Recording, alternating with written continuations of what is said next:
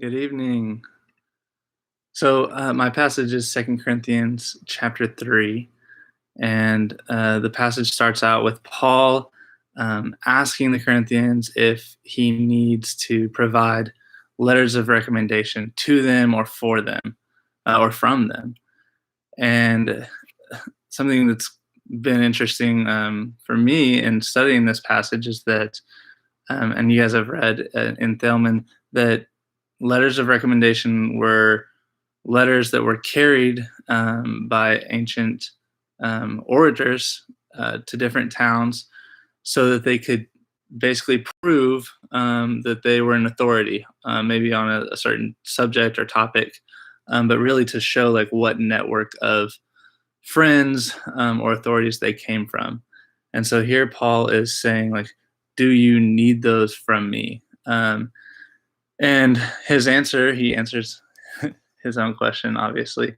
And his answer is that the Corinthians are that letter of recommendation. And so, in a way, Paul is using that typical format or typical, I guess, practice for those orators or the agitators, maybe in Corinth, in the church there, to set up this metaphor of what the Corinthians actually carry with them.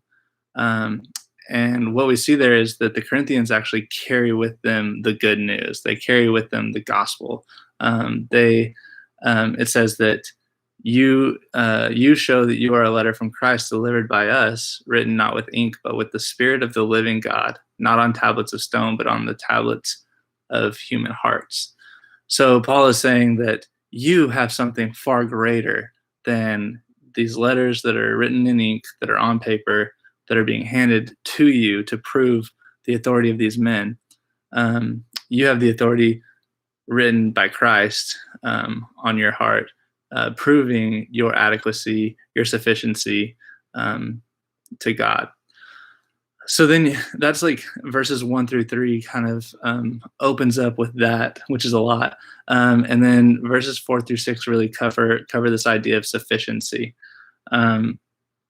So through Christ, Paul is saying, I am sufficient to fulfill all the responsibilities that I've been given to you. He is not sufficient because of letters of recommendation, but he's sufficient because of the Spirit that's been given through the gospel, through Christ, which gets us to this idea of glory, right? So 7 through the rest of the chapter really talks about glory, but 7 through 11 specifically talks about the glory of the new covenant versus the glory of the old covenant, or the glory of the letter versus the glory of the Spirit. So kind of like the question comes up, which one of these has more? And Paul, makes note that there was glory involved with the revelation of God's plan for salvation through Moses in the letter, in the law.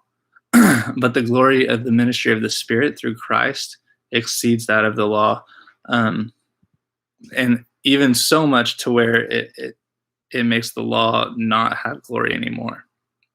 So therefore saying to these agitators, what you're bringing to the table actually has no glory anymore. And what the Corinthians that are believers already have is far more glorious than that because of the resurrection of Christ. So then 12 through 18, Paul really focuses in on kind of something else that's really beautiful about the glory of this new covenant. And that is that not only is it more glorious, but now, because of Christ, believers are able to gaze on that glory. So we're able to behold our Savior, and in beholding our Savior, we actually transform into his image. If you read verse 18, it says, and we all with unveiled faces, beholding the glory of the Lord, are being transformed into the same image from one degree of glory to another. For this comes from the Lord, who is the Spirit. So there's this idea in the Old Testament, it's written in the Old Testament in Exodus 34, that Moses, when he would read the law to the people, his face would be, bare, but the glory of God would be shining. And so throughout the rest of his time with them, he would have to cover that, veil his face, as to not scare the people with the glory of God. Whereas now, through Christ, we have a hope.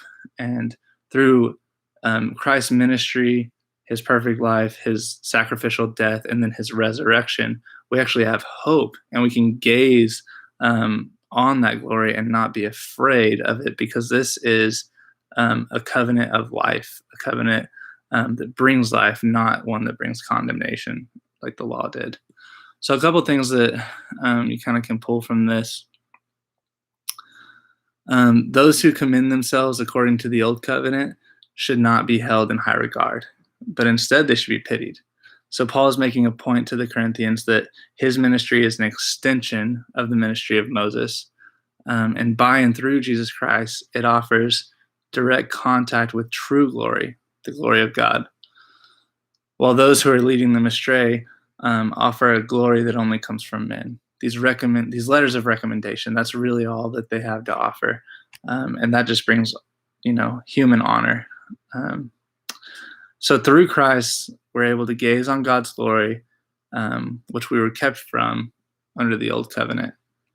And with that gaze, we're actually transformed into the same image of Christ. So there's this idea there that just gazing upon this glory, gazing upon the gospel, gazing upon the truth that Christ has set us free, actually allows us to become more like Christ in our spiritual walk. Thanks.